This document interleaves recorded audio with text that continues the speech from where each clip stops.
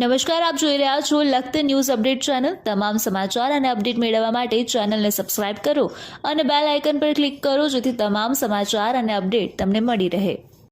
સુરેન્દ્રનગર જિલ્લા મથકની અંદર મીટિંગ કરવા માટે થઈ મુલાકાત કરવા ગુજરાત રાજ્યના મુખ્યમંત્રી રોડ માર્ગે પહોંચ્યા। મુખ્યમંત્રીનો કાફલો ગાંધીનગરથી રોડ માર્ગે સુરેન્દ્રનગર પહોંચતા સમયે ઠેકઠેકાણે અન્ય વાહનોને રોકી લેવામાં આવ્યા।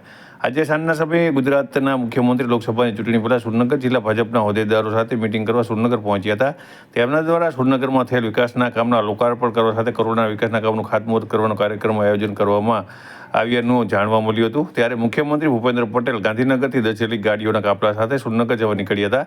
ત્યારે ગુજરાત પોલીસ દ્વારા હાઈવે ઉપર ચુસ્ત પોલીસ બંદોબસ્ત ગોઠવી દેવામાં આવ્યો હતો। સાથે જે જગ્યાએથી ગુજરાતના મુખ્યમંત્રી નીકળ્યા હતા ત્યારે જે મતદારોના મતથી તેઓ હાલમાં શાસન કરી રહ્યા છે અને તેઓ મુખ્યમંત્રી બન્યા છે તેવા મતદારો માટે થોડીક વાર માટે ટ્રાફિક બંધ કરી દેવામાં આવ્યો હતો। દરેક 4 રસ્તા પાસે સામેથી આવતા વાહનોને ઊભા રાખી દેવામાં આવ્યા હતા, જેથી કરી ગુજરાત રાજ્યના મુખ્યમંત્રી પોતાના કાફલા સાથે કોઈપણ પ્રકારની અડચણ વગર હેમખેમ મીટિંગ સ્થળે પહોંચી શકે।